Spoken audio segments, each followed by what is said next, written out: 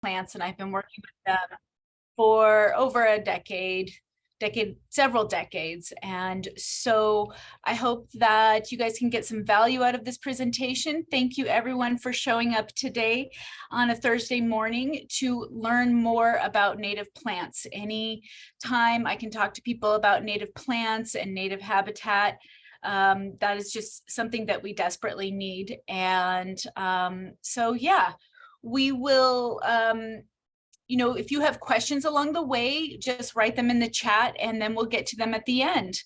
And with that, I will turn off my video so we can move forward that way. So this webinar is about planting and maintaining a landscape with native plants. This is just a quick overview video. I do have native plant landscaping courses that I go really in depth into designing your landscape and how to do that. Those are offered for free every April and October, spring and fall. So you should check those out if you want to do a little bit more of a deeper dive. But thank you for being here today. First, I just wanted to give a little bit of an introduction to what the Clallam Conservation District does and who we are. We are a subdivision of the state government established in 1959. We are a non-regulatory agency. We help landowners manage their land and their natural resources. So our mission is to promote protection, sustainability, and enhancement of natural resources by providing information, technical expertise, and financial assistance, if possible, for all natural resource challenges to all people in Clallam County. So we have a ton of resources and a ton of programs. If you've never checked out our website, make sure you do that. And native plant landscaping, promoting native plants, is one of those programs that we have. So digging right into it, why landscape with native plants? Well, everything about native plants just makes sense. It's just a little easier. They evolved here, they're adapted to the climate and the soils, they have natural disease resistance to a lot of the diseases around here. And I think one of the biggest reasons to landscape your yard or your farm, your property with native plants is that they provide habitat. Our habitat for our wildlife, for our pollinators, our birds, it's just so fractured. With development, people are, putting in lawns. I understand people want space to roam around, but, our wildlife corridors are really fractured, and it's really impacting our wildlife and pollinators. And water conservation alone should be a reason that everybody plants native plants. So as our water resources become more and more critical, this issue is just going to be more and more prevalent in our life. Native plants, they take less water. They're suited for these soils, this climate, and they are self-sustainable after establishment.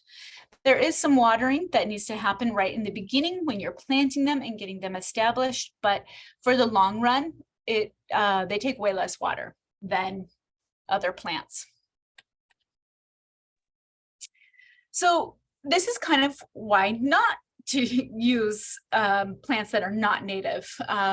We're trying to get away from using things like excessive fertilizer and excessive maintenance. Fertilizer is designed to easily run off. It's to activate when liquid hits it. So it doesn't really, it's a very temporary thing. You have to keep applying fertilizer. And when it runs off into the streams and rivers. And it can cause issues within our waterways. It can cause algal blooms and cause oxygen levels to drop, which causes difficulty for all aquatic life, not just the fish, but all the aquatic life, all of the insects and everything else that's underwater. And it also impacts our groundwater, nitrates leak into our groundwater and build up nitrates, which is not good for our groundwater. So we're just trying to get away from this high maintenance, high fertilizer scenario. This aerial picture was taken in Squim, and it just shows you how fractured things are. And if we just really, focus on putting in some wild spaces, even if we have small lots, then that will be helpful. So in my landscaping courses, which are a 3-webinar series, I go into depth about landscape design. I'm not going to go into depth today because I really want to dive deep into all the individual plants and their needs and their site conditions that they need. But just an overview here of landscape design steps are: for your yard or your property, you want to, before you start plugging in plants and trees, you really want to identify your wants and needs. What are you using the land for? What do you want kind of looking forward 10 years? That's just really important to kind of make that list. And then you need to analyze your site and create a base map, and then develop your plan. Can the site that you have with your soils and your conditions meet the needs that you are wanting? And then you choose your plant species. That's kind of the fun part, me. So here's a quick overview of what a site inventory and analysis would look like. This is a very quick sketch. You want to sketch out all of your buildings, your roads, your trails. Notice where your utilities are, your septic, drain fields, before you start really plugging in plants, trees, and hedgerows, things that are permanent. You really just want to kind of step back and look at the big picture. So soil texture and water movement is really important. Doing a quick survey of your landscape here, we like to have 3 main categories for soil texture: clay, silt loam, and sand and gravel. So the clay is the real sticky, fine, poor drainage soil, and it holds a lot of water. This is, you want to just really, you can do the soil analysis by even just going out and digging a little shovel probe and seeing what kind of soil you have. Get your hands in the dirt. The silty loam soil is kind of medium texture, and it usually drains pretty well, but it still has that high water holding capacity. This is the kind of soil that is really great for a huge variety of plants. This is what we're going for. You just want to note these areas on your property where they might be. And then, do you have a real sandy, gravelly soil on your property that's very coarse and it does not hold water? It drains very quickly. There are certain plants that can fit in each of these different soil textures, and you should just kind of know before you start planting. And some more design basics I'm going to go over real quickly is that you want, if you can, think forward enough to create harmony within your landscape. And it's function, fit, and form. So function, fit, and form are the 3 things you want from your landscape. The function, is it, what kind of needs is it serving? Do you need a screen? Do you need a privacy screen? Do you need an area that's sunnier, shadier? Do you want to bring shade? That's kind of the function of the plants. Do you want to provide habitat or a wildlife corridor? It's good to, before you start plugging in plants, to what do I want with these plants? And do they fit? Do they fit into your environment? Do they fit into your soil texture, soil that you have on your property? Do they fit with the little microclimate that you might have there, your elevation? And then form. Does it all come together? You just, are you having unity and texture and color and mass. That's kind of like the artistic part of designing a landscape.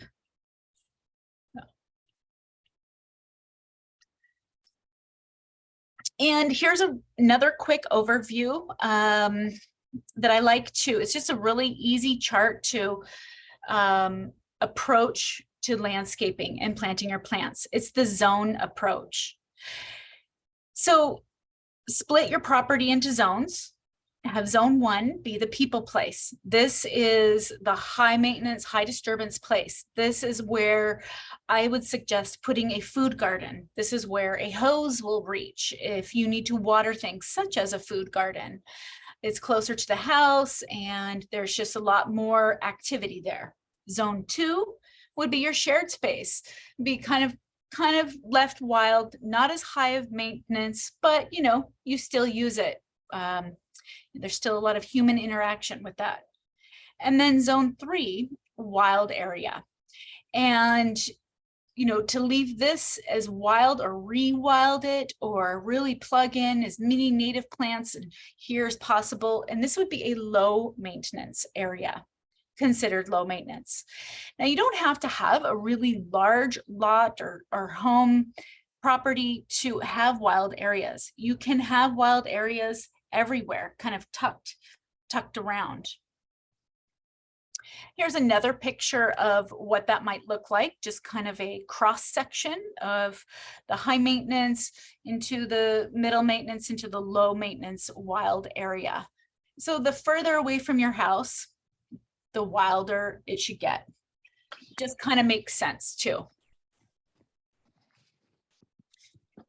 When considering plants, I like to really get my bang for my buck, you know, put the right plant in the right place and have that plant serve as many functions as possible. Functions such as food or habitat. Do you want to have a butterfly garden, a pollinator garden?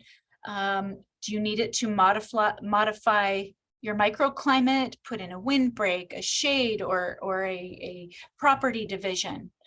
Screen privacy. So these are all things you want to consider, especially when putting in tall trees, you know, that you want to consider their mature height and what they do throughout the winter. Do they drop their leaves and bring in sunlight, or do they continue to shade?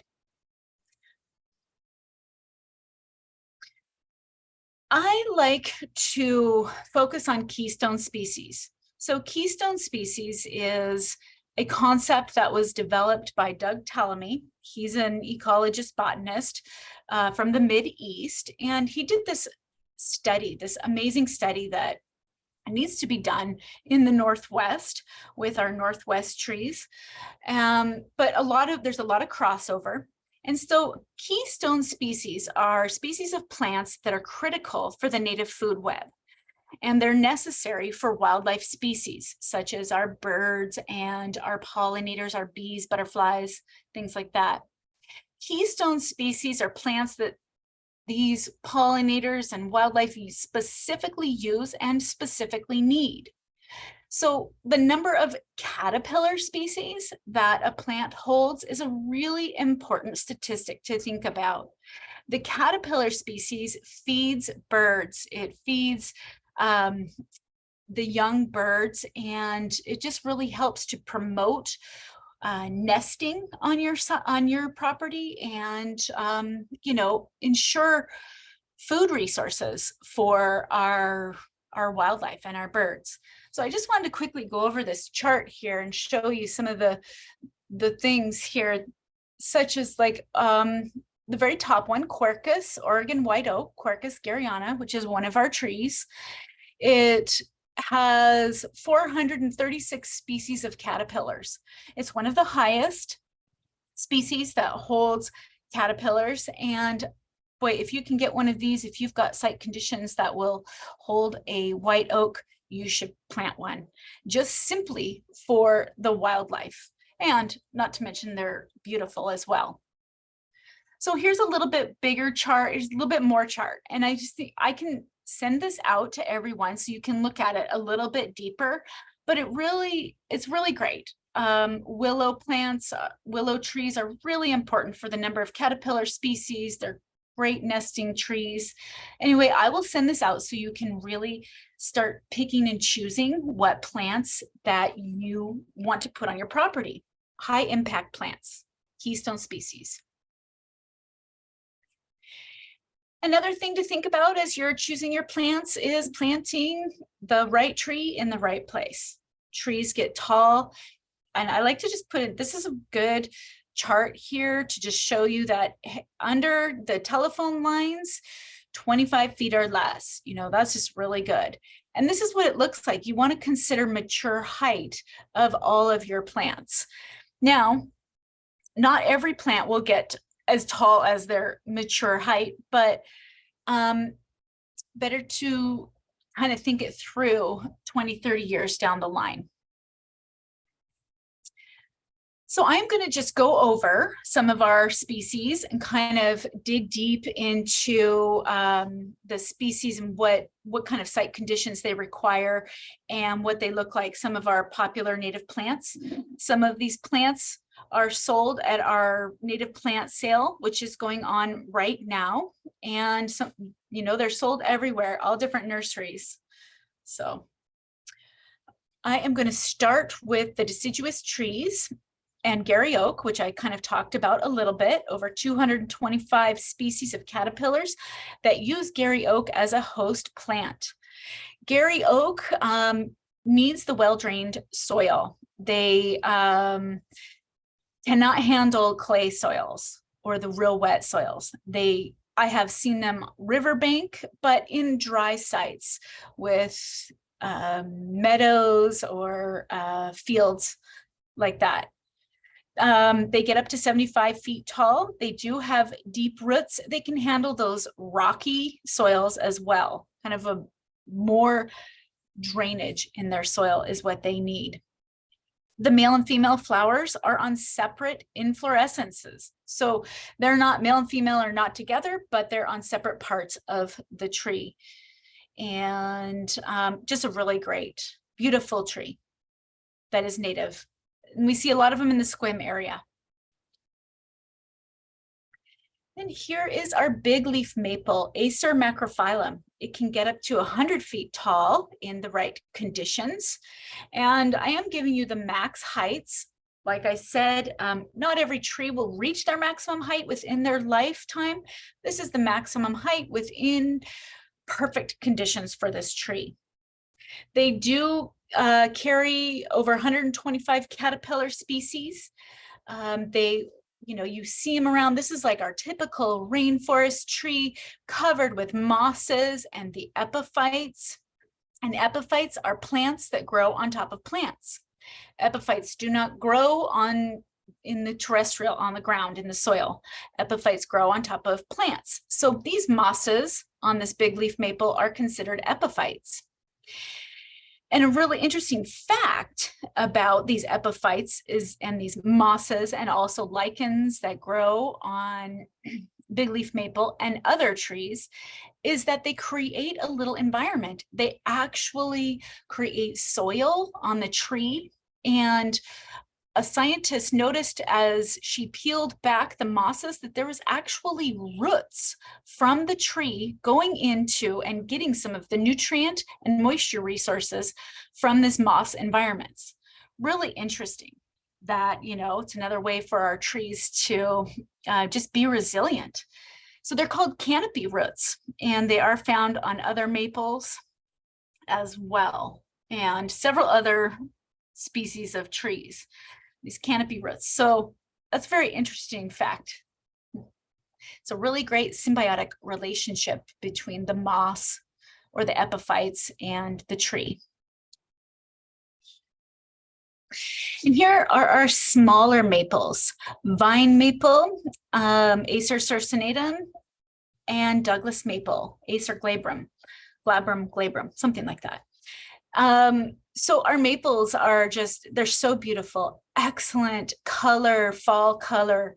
Our vine maples are they like to be in the canopy. They can also grow in the full sun. So it's really a varied tree, up to 30 feet tall. You know, they usually get at least 20 feet tall is what I've seen them. Just beautiful, artistic, craggly kind of trees that have gorgeous foliage. And our Douglas maples are more of an upright maple, but up to 30 feet tall. They're not as sort of loose and craggy as the vine maple, but they're a little bit more of an upright tree structure maple. Both of them excellent trees to plant in your landscape, especially if you need that shorter 30-foot tall. They are deciduous and will lose their leaves in the winter. Yeah.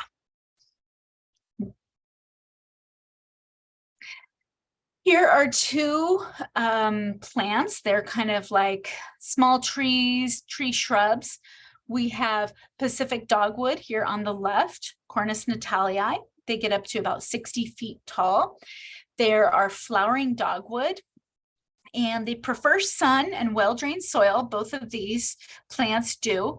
And the Pacific dogwood is really great with these big, beautiful white blooms, and they're a great tree in that you can prune them. They're very prunable, you know, so they respond well to pruning. You can do a lot with them in the landscape, and they add that just pop of flowering tree. Surfaceberry, Amelanchier alnifolia over here on the right is a wonderful shrub that will get up to between 10 to 25 feet tall. I normally see them at max height around 12 to 15 feet.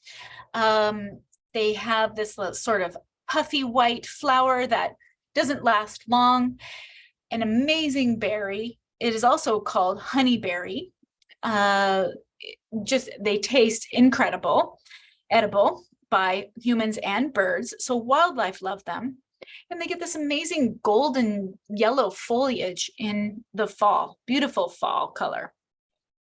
And the fruit just attracts a ton of birds. A great plant. They are deciduous. So in the wintertime, you'll just have like this mass of sticks, you know, the brown sticks. That's their look in the winter. They're kind of messy, but you can prune them as well.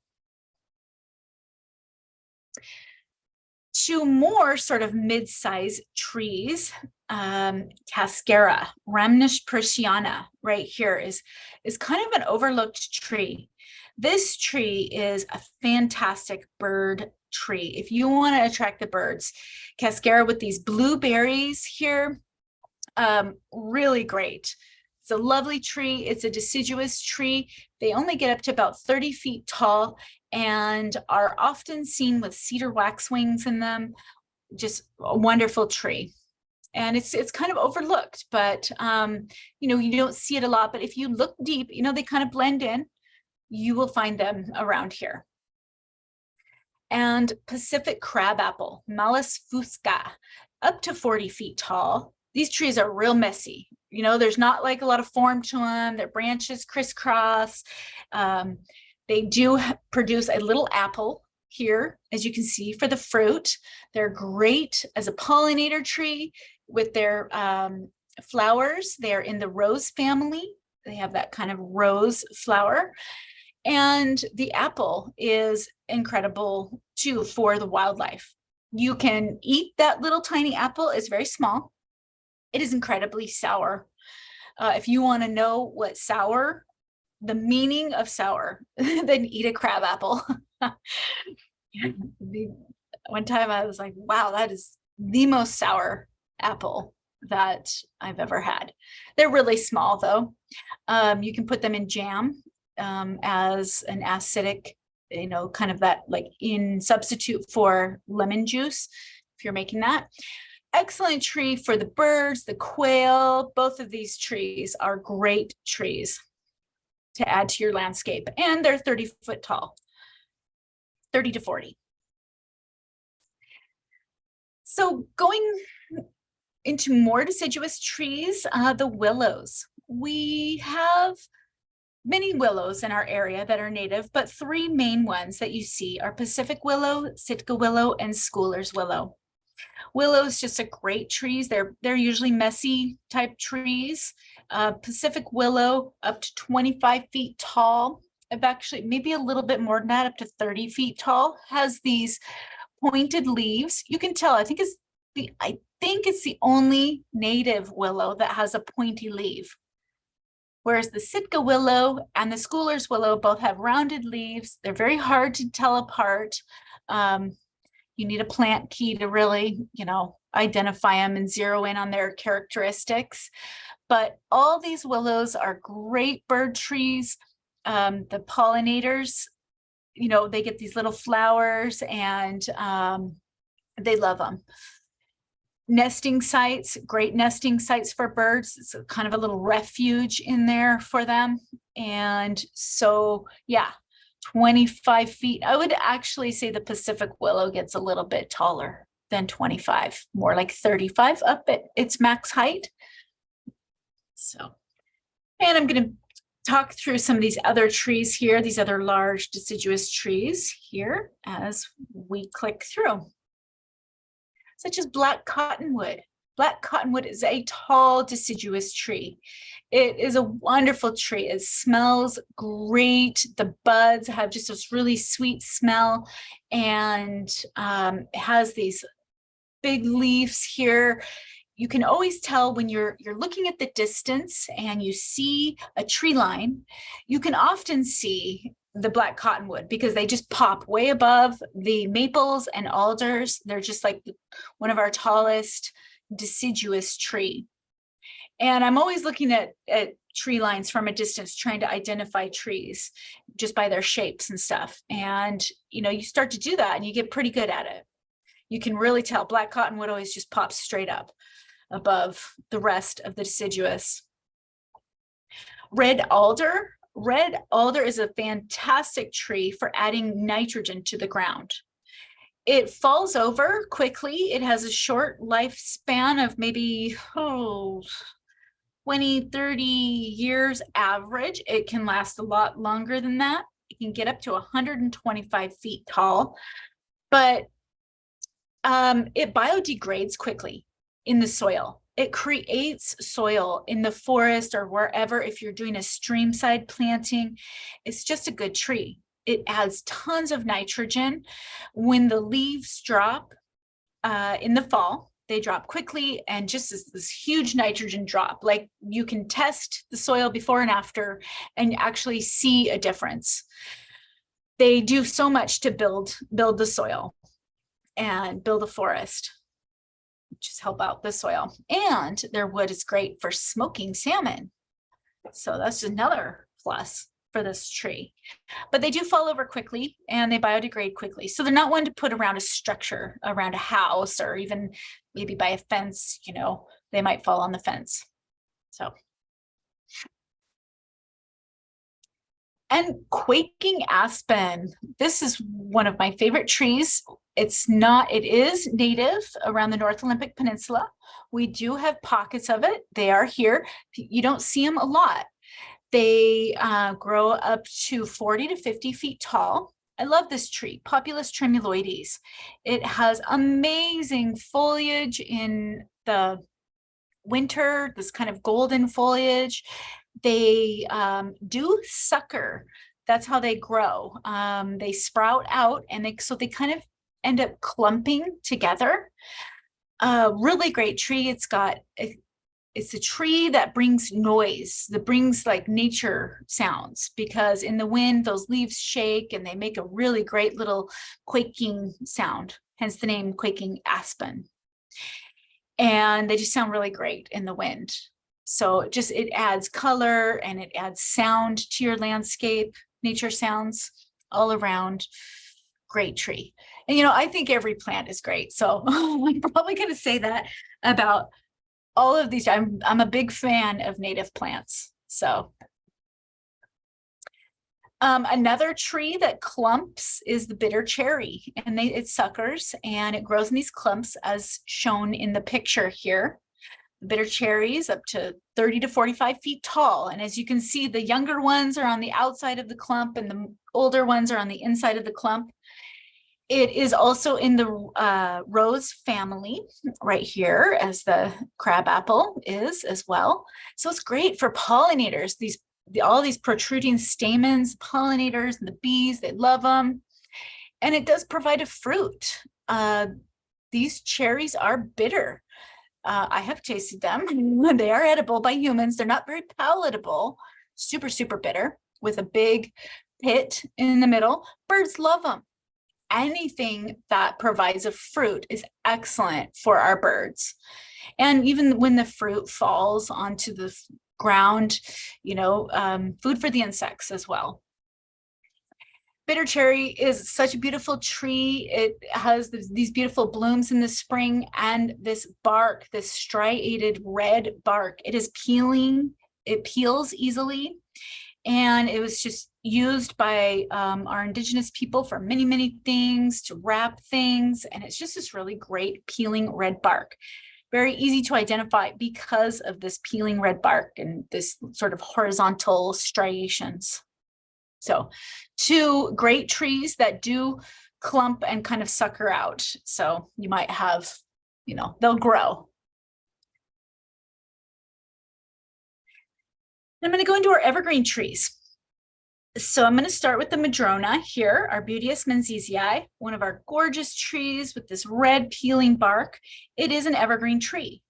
The leaves on the Madrona are replaced about every 2 years, and the bark peels. So some people don't like these trees in their landscape because they do have leaf litter and bark litter underneath them. But I just think they're a gorgeous tree. They're great on sunny, dry sites and gravelly soils. You see them a lot on slopes and kind of just hanging over these precarious places, hanging over rivers. And they have this wonderful berry here, the Madrona berry. Birds go nuts over them. They're just great.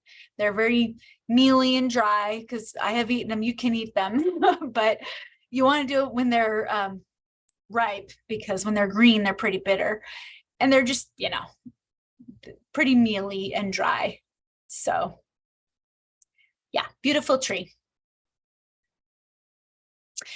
And here's some of our conifers.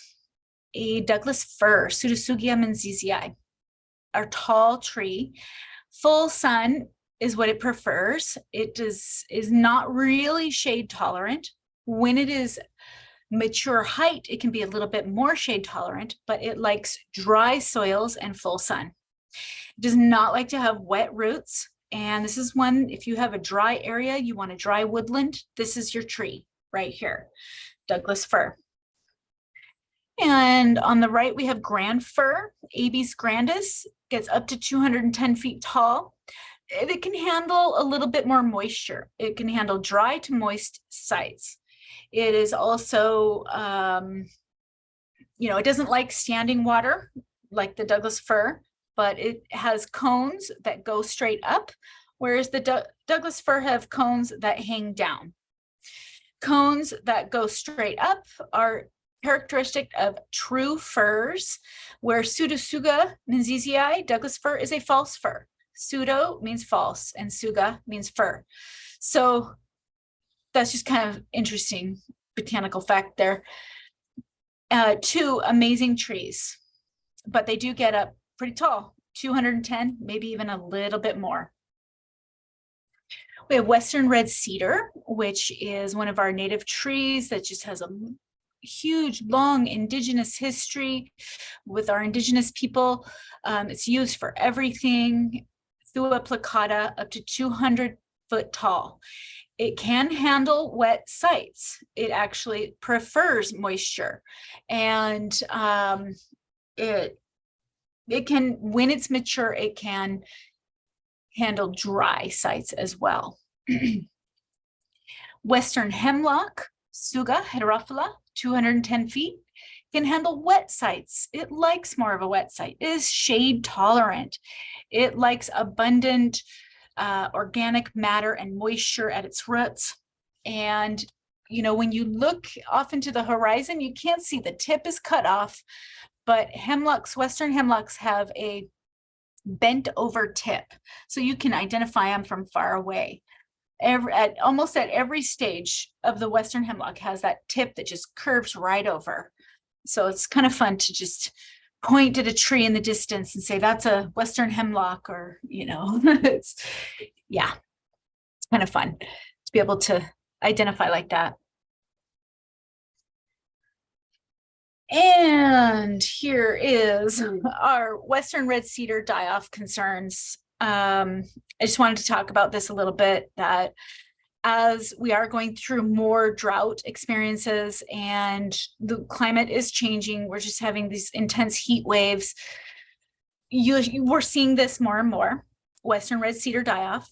So I don't plant a lot of Western red cedar. I mean, it's a wonderful native tree. If you have a nice wet kind of shaded area, it would do well, but you might get this die off where just parts of the branches die off or the whole tree dies off. Generally, when you see something like this, it has been suffering from lack of moisture, mostly for several years. By the time you see this, it's almost too late. It's like, oh, okay, it's on a decline. So we're just noticing it more and more, and we're tracking it as well. Then we have shore pine or lodgepole pine, Pinus contorta, variety contorta, is a 60-foot tall conifer, shorter conifer, and it's scraggly. It's usually multi-branched like this. It's usually twisted and windswept. There are 2 needles per bundle. It is tolerant of salt spray, so it's great right, down on a cliff, or you find it a little bit more coastal. But you can, and it can be in like the nutrient poor soils, but you also find this tree in boggy wet areas. So it's huge variety. It's kind of neat that way. It's shorter and it can handle a lot of conditions. We have Sitka spruce, Picea sitchensis, 300-foot tall, can get up to 300-foot tall. This is a tall conifer. It can have a buttressed trunk. It can handle full sun to partial shade. You see it a little bit more coastal. It has this scaly fish scale looking bark and this kind of distinct cone up here to the right, and kind of feathery. The thing about Sitka spruce is you can always identify this because it is pokey. You touch the needles and it's like touching needles. When you brush up against it, walking through the woods, oh, Sitka spruce, because it pokes you. And 2 other fantastic trees for our landscape or our yards are mountain hemlock. This is an overlooked tree. This mountain hemlock, it usually grows at higher elevations, 5,000 feet and above. And when you bring it to the lower elevations, it stays smaller. It's a beautiful, slender tree like this. It's just, if you want that sort of alpine look, it's just a great tree. And I think it should be used more and more in our landscapes. It is available for sale at our plant sale, but it can get, it can stay low to 50 feet, can get up to 100 feet at higher elevations, but at lower elevations, it stays really to about 50 feet. Subalpine fir is another one that is it just has a great look to it. It's a slender tree. It also grows up at higher elevations and it's a true fir with the upright cone, these bluish cones. I just think it's an overlooked tree too for our landscapes down here. It's great in the landscape. It is taller than the mountain hemlock and it can grow up to 150 feet. 3 more trees here. Real quick, I can tell I'm really going to run out of time here. I will try to blaze through this as quickly as possible. Western white pine, 120 feet tall. Moist to dry sites, big variety. Pacific silver fir, Abies amabilis, 120 feet tall, can handle moist forests. Taxus brevifolia, Pacific yew here on the right. Slow growing, only up to 30 feet tall, needs shade, must have shade. Plant it in the deep canopy. It's an overlooked small tree, but it needs that shade, and it is very slow growing, so don't expect it to grow fast. I mean, pretty slow. Great tree. When considering trees, you might want to consider the shade that they're going to be throwing onto your yard. www.findmyshadow.com will help you. You just plug in the max tree height and it'll show you, according to what month, what time of year, the amount of shade that is going to be put into your yard. Something to consider for the future. All right. Now that we kind of went through the trees, I'm going to go through deciduous shrubs here. These shrubs right here that are highlighted in blue are more suited for wet conditions. And as I go through each one, I will make sure and highlight that and let you know. Two great shrubs, Indian plum, Ommularia cerasiformis, or osoberry. Wonderful shrub. It's a harbinger of spring. It's one of the first flowering plants, small little white flower here. And it's pretty nondescript. Like when you look at it in the woods, it doesn't stand out, but it is a great habitat tree. It provides these plums here that are dark purple, almost black when ripe. They are very bitter, but edible. Birds love them. Oh my gosh, everything loves them. They do have a big pit. Great shrub. Red flowering currant. This one, oh my gosh, everybody needs a red flowering currant. Just the spring blooms alone are just incredible. They are tubular flowers, so they attract hummingbirds. They're perfect for hummingbirds. You know, they grow in a variety of soils. They do grow better in the full sun. They can grow in shade. They're better, they'll bloom better, they'll be more prolific in the full sun. So, but you can grow them in different areas. One of the coolest plants. Everybody's needs a Ribosynguinium. I mean, just look at that color. That's just such a beautiful pop of color. And we have mock orange, Philadelphus lewisii, up to 9 feet tall. It will flower in when it's has sunlight. It needs at least, let's see. It can handle dry to moist sites also. But they both like sun. They both of these, ocean spray, Holodiscus discolor, they both can grow in part shade and full sun. They bloom a little better in full sun. Mock orange is really great, and that is fragrant. It is in the same genus as our lilac, so it's related there. Of course, it's not as fragrant as lilac because that's pretty amazing, but it's one of our fantastic native fragrant plants. And then hopping over to ocean spray here, these beautiful cream colored flowers that are short-lived, and they do persist on the shrub throughout the winter. So when they die off, they turn brown, but it's not like a bad brown. But if you don't like that look, then just be aware that that's what it does. Great. Both of these are great for habitat, little refuge areas for little birds and insects. Yeah. Then we get into thimbleberry, Rubus parviflorus. This is one of the best berries you ever did taste, thimbleberry right here. This is what it looks like when it's ripe. It is a fuzzy leaves. It does not have any thorns.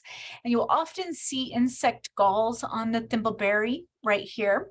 There's a native wasp that will do this, and it's just a really great thing. It doesn't hurt the plant. It's just, this plant has a spongy pith, and so insects will use it. They'll crawl inside, they'll overwinter, they'll plant their eggs in there, and you'll see that a lot in this one. There's one particular wasp that will make galls like this.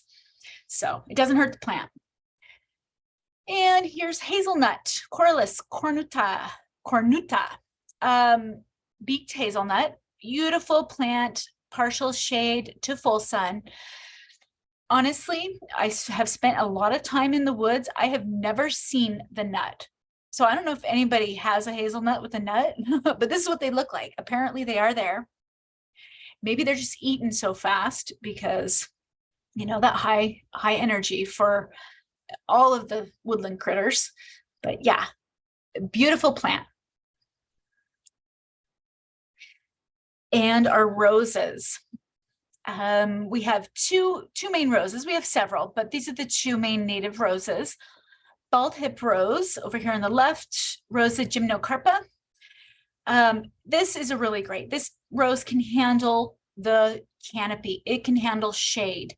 It is shorter and not as aggressive as Nuka rose, but it is a beautiful darker pink flower, a little smaller than Nuka rose, highly fragrant, amazing. Actually needs the shade. So you need to put it in part shade or full shade. It goes great under a canopy. So Nuka rose, Rosa nucana, is just an all-around amazing plant. This plant can grow. You can see here, it makes a great hedgerow. It is great mixed with all sorts of plants such as salal, which is shown here, and also snowberry is another great one. It can be slightly aggressive, like it, but this is, you can mow around it because it suckers and that would keep it back. You can also trim it back, but there are some pretty hefty thorns there. If you're going to get in there and trim it, just know that going into it. This great rose hip, which is edible, but you don't want to eat the seeds on the inside. The skin on the outside is high in vitamin C. Fragrant, just beautiful, great for like a natural fence or divider between properties or a hedgerow. Everything takes refuge in here. The bees, the overwintering ground nesting bees, the native shrews, the birds, everything takes refuge. And it's the seed, you know, anything with the seed is just great if we can provide more food opportunities for our wildlife. And snowberry, great planted with the Nootka rose, like I said in the last slide. Symphoricarpus albus gets up to 9 feet tall out in the open, moist fields and clearings. It does lose its leaves. So here's what it looks like, this kind of gray massive sticks in the winter. Beautiful, but how also these white berries will persist sometimes through the winter. And it's just a really pretty plant. Loved by the birds. Grouse love it. They love to eat these berries as well. The elderberries. We have the blue elderberry and the red elderberry. Amazing plants. They both have come out in a cluster of stems like this from the bottom. They both have a spongy pith. Their stems are spongy so that they like fall over. They're not real strong. They can be pruned up. They can be cut, severely cut back and pruned. They both get up to 10 to 20 feet tall. The difference is that blue elderberry likes the sun, whereas red elderberry can handle the shade a lot more. It can be found in the canopy with the bald hip rose. You know, the blue elderberry is an edible berry. I'm just going to say it. There's just volumes written about this blue elderberry. It's antiviral. It is an amazing berry for humans and for wildlife. Red elderberry are poisonous, semi-poisonous, or I would say toxic, semi-toxic to humans, but the birds love them. So both of these plants are really great. If you're interested in putting edible natives onto your property, do your research on blue elderberry. You have to have a blue elderberry plant. And the red elderberry is just one of those that adds such great diversity and nesting materials with and refuge and food for our wildlife. So both of them can handle dry to wettish sites. And like I said, they respond well to pruning. Two wet plants. Like if you have a wet area and you need to get some plants in there, maybe take care of some of the water, wet streamside, marshes, edges of the woods, Pacific 9-bark, Physocarpus capitatus, has this sort of shredded bark here, a short-lived flower ball here, and these nice dark glossy green leaves. Black twinberry, Linicera involucrata, right here, great. Another tubular plant, tubular flower, great for the hummingbirds. They have this twin berry here, which is edible, but barely palatable by humans. Birds love it. This red bract around the berries after the flowers fall. You can see the red bract there. Both of them are great, swampy, wet areas. I would say that twinberry can handle maybe a little bit more water than 9-bark. They both can get to a height of approximately 10 to 12 feet. I would say 10 to 12 in maturity. So, and they do like the open areas. So, you know, full, partial sun, but they like full sun. I'm going to quickly go through some evergreen shrubs here. And I am sorry if this is taking longer than, but I could just talk about native plants forever. First evergreen shrub I'm going to mention is the native rhododendron, Rhododendron macrophyllum, Pacific rhododendron, dry to moist woodland. It likes to be under the canopy. It can handle full sun, like if you want to plant it in your landscaping, that's great. It will be a little bit stunted and grow a little slower. Its thriving habitat is a dry woodland area with bald hip rose and Douglas fir and sword fern, things like that. So beautiful. Oh, it's our Washington state flower also. Two more evergreen shrubs are Vaccinium ovatum, which is evergreen huckleberry. Great, perfect in the landscape. You can prune it. It stays green all winter. An amazing berry that is edible by humans, and birds love it as well. You can shape it. It can get up to 6 feet tall. And salal, Gaultheria chalon, it can get up to 5 feet tall. Now that is in its thriving environment. I normally see it around 3 feet or less tall. Great underneath, great border like this, a waxy, tough leaf, and evergreen through the winter. Also has an edible berry, which is good, a little bit mealy, but still edible. And we have tall Oregon grape and low Oregon grape. These are also great evergreen shrubs. The tall Oregon grape, oh, let's see, I have seen it up to 5 to 6 feet tall. It prefers more sun than the low Oregon grape. The low Oregon grape can grow in a place like Salal, where it needs a little bit more shade and it can handle the dry woodland. Both are species, the birds love them, the wildlife loves them, and they're just gorgeous plants for the landscape. Pacific wax myrtle. This is another one that you see more coastal. I put it in here because it's great hedge. It's a great screen. It can prune very easily. It's kind of has a spicy fragrance. It can handle a variety of soils and sunlight. It does prefer the gravelly, sandy soils, but it can also be found in clay-ish type soils. Does best in gravelly, sandy, and open sunlight. But I put it in here. You see it more towards the coast, but it's an excellent landscape plant. As you can see, there's a lot you can do with it. You can prune it up very nicely. Deciduous plants that can handle open, wet areas. These two plants they can handle some pretty heavy water or saturated soils. Douglas spirea or hardhack, It right here on the left, it has this sort of deep rose flower that looks fuzzy, and it does sucker a little bit.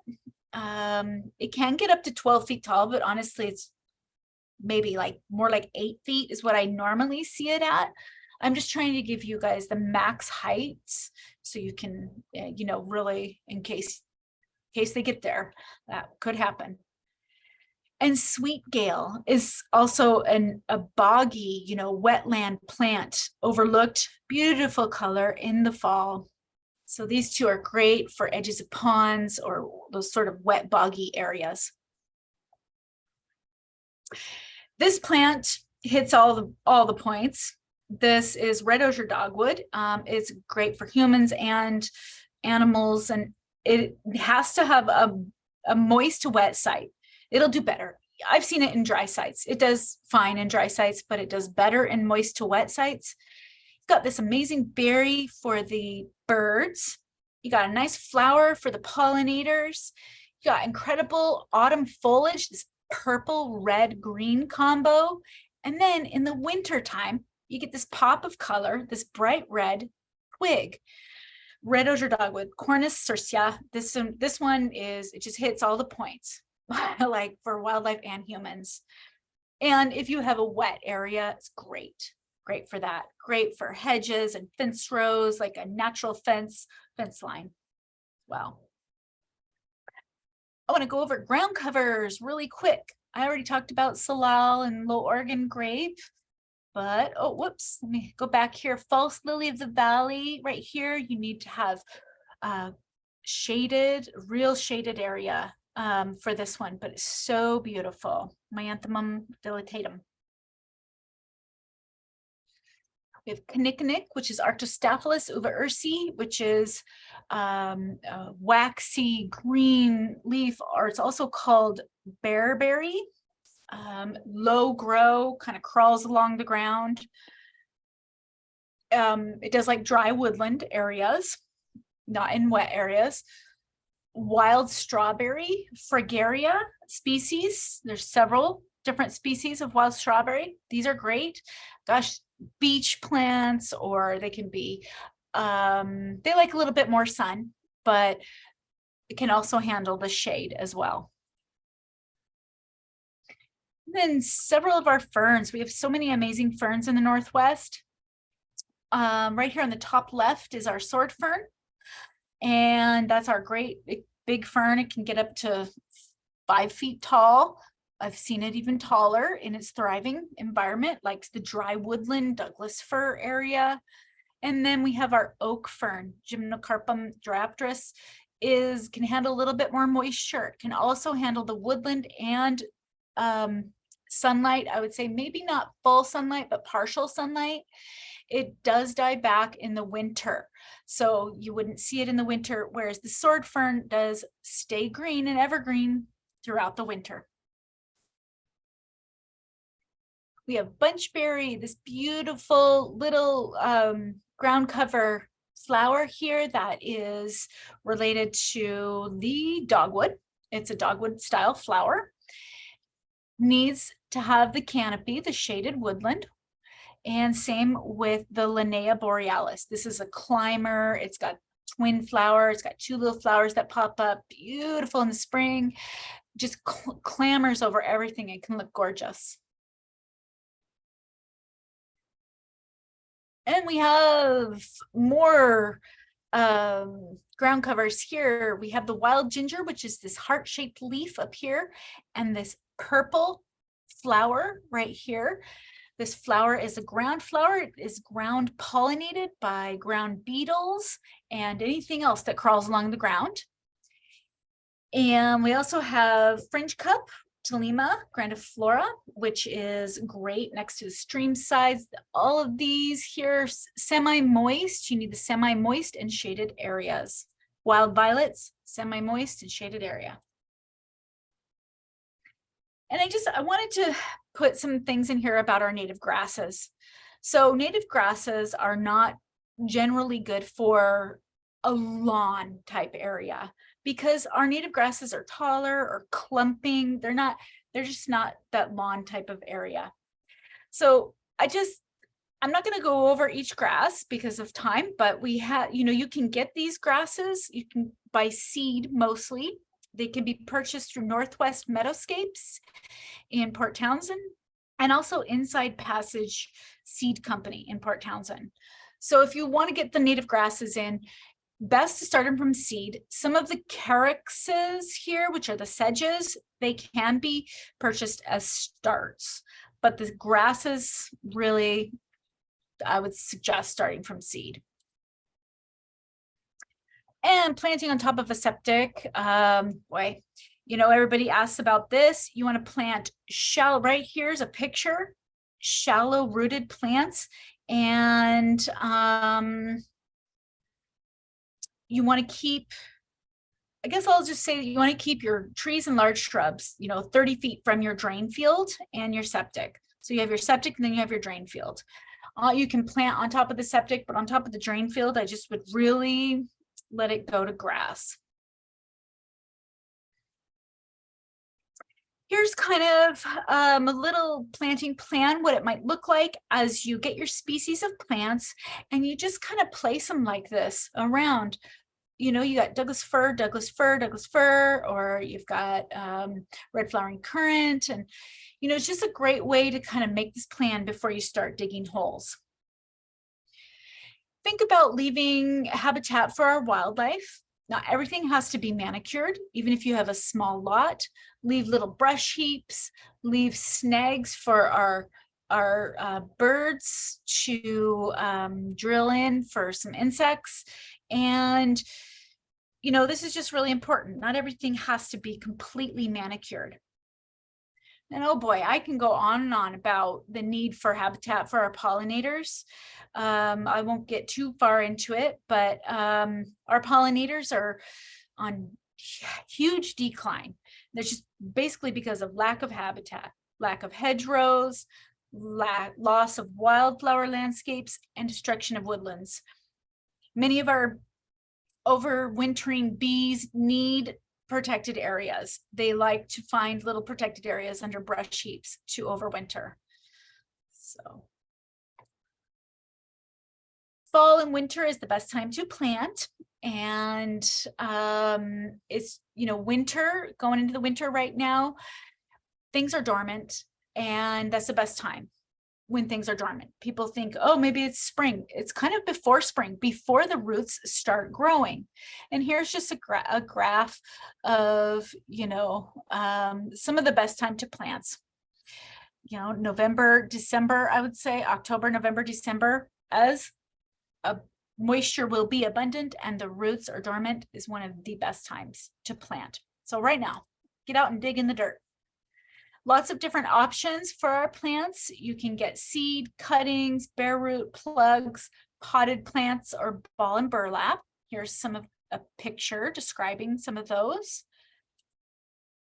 And some different ways of planting.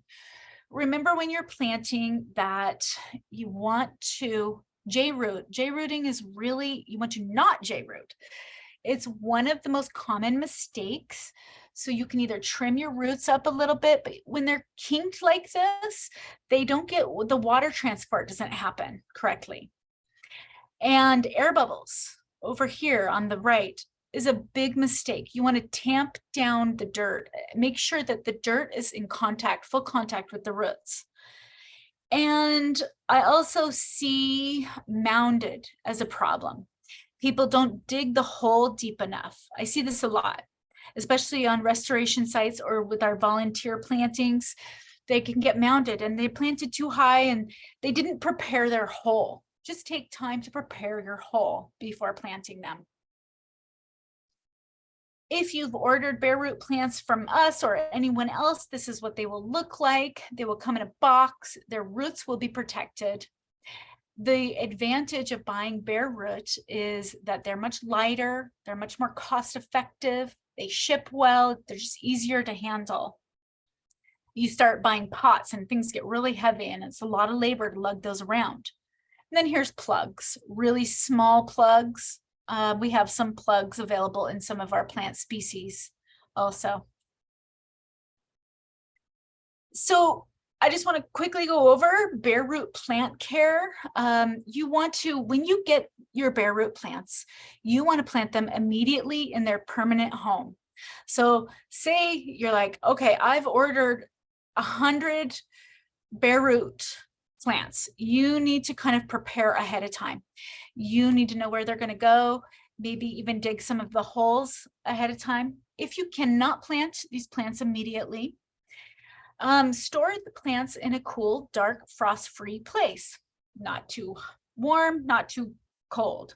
We suggest only storing them for less than 1 week, protecting these roots. These roots dry out. You want to keep them moist.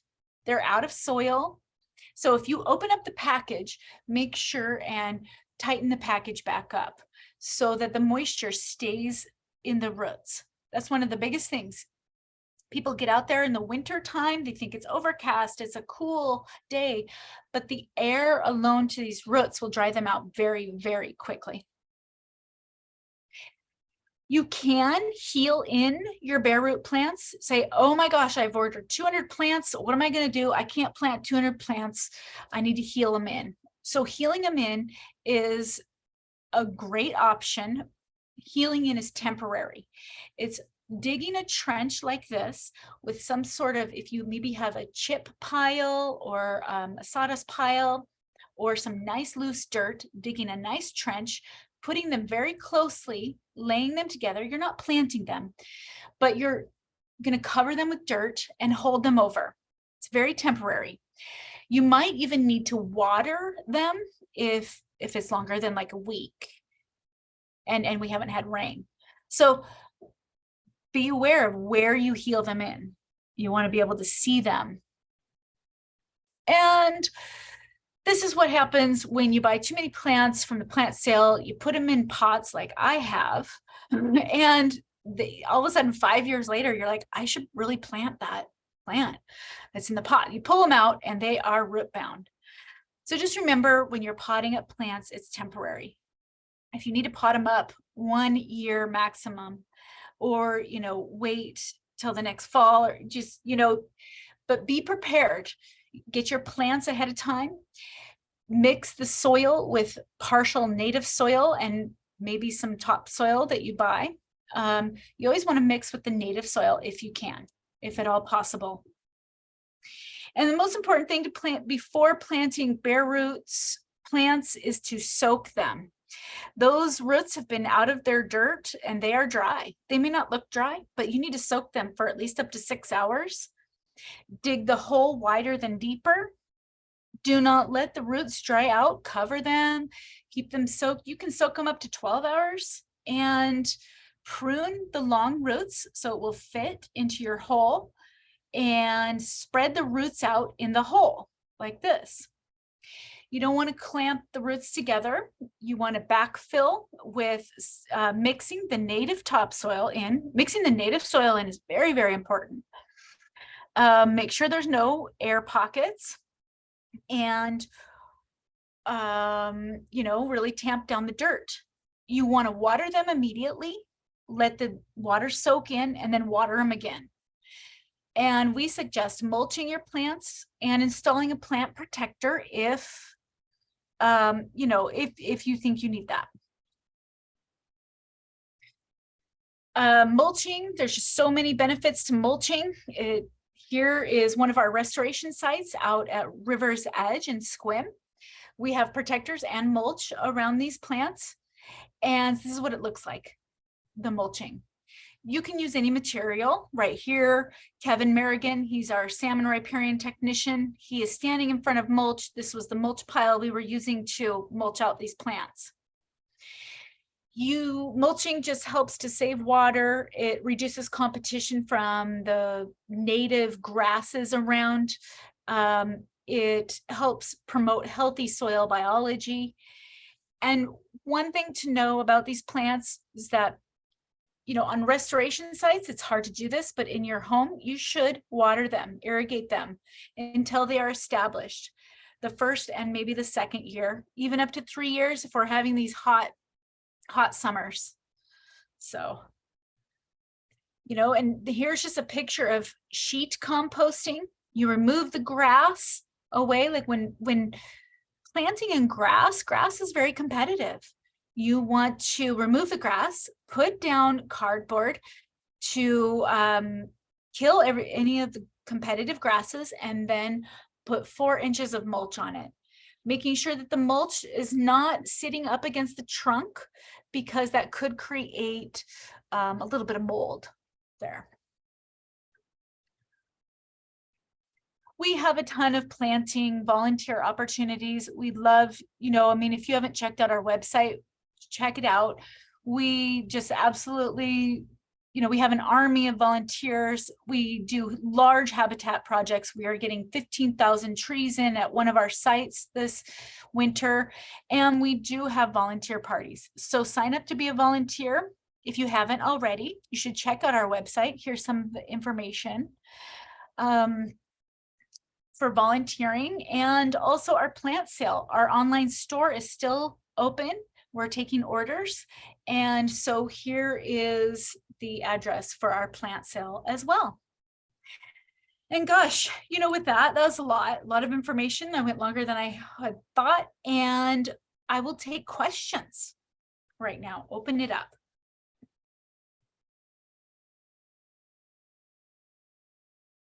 Okay, Kim, we have some online questions in the chat box that maybe we can address first. Amy asks, what evergreens would you suggest for a site that's about 30 feet away from an on-site septic system drain field? Yeah, evergreens. I would do the mountain hemlock, the shore pine, and just because they're smaller trees, and you think about if they fall over. Yeah, and I think too the roots are sometimes a concern with them impacting a drain field or underground pipes. So if they're about 30 foot away, you'd recommend some of the smaller evergreens, correct? Yeah. Okay. Perfect. Okay. Also another question, a recommendation for the native wildflower mix. I know you mentioned a couple local sources, but can you mention those again for the native animals? It is Northwest Meadowscapes. I do have a list of local resources I can send out to everyone here. Northwest Meadowscapes sell the seed and the seed packets. We also sell flower seed packets at our plant sale. And also, thanks Jen for putting that in there.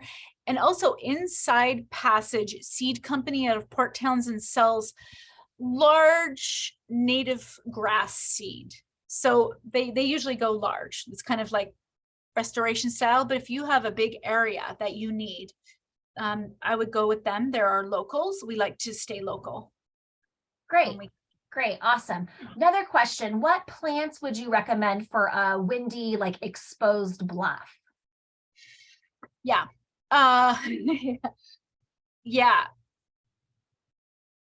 So for the low growing ones, it would be Nootka Rose, Salal, and Snowberry.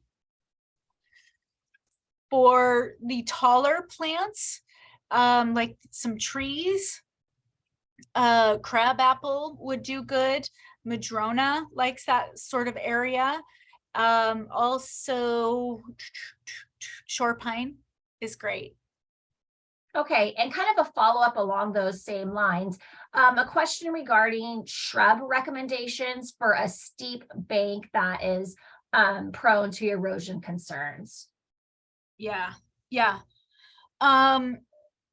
So erosion concerns on a bank, you are going to probably have issues until the plants become established.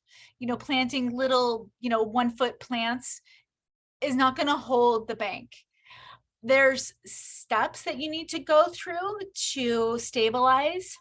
And I would say getting out some sort of grass seed mix first, and then going in with plants any of the woody shrubs would be really great.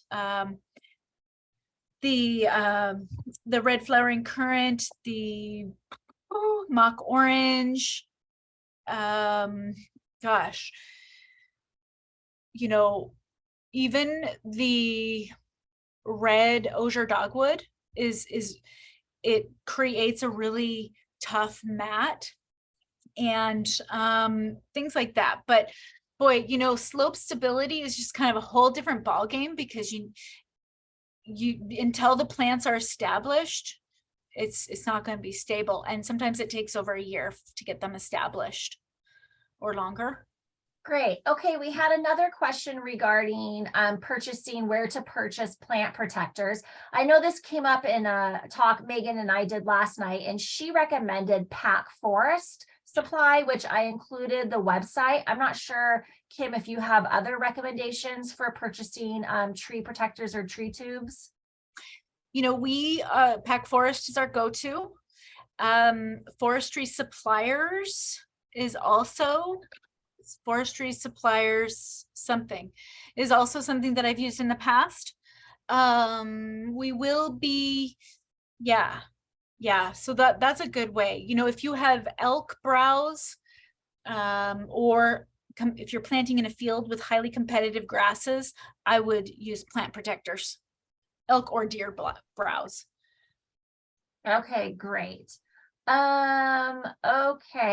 I think that is all of the questions we have in the chat. So if we want to kind of open it up for folks that might want to unmute themselves and ask any questions or use the chat, we can go ahead and do that.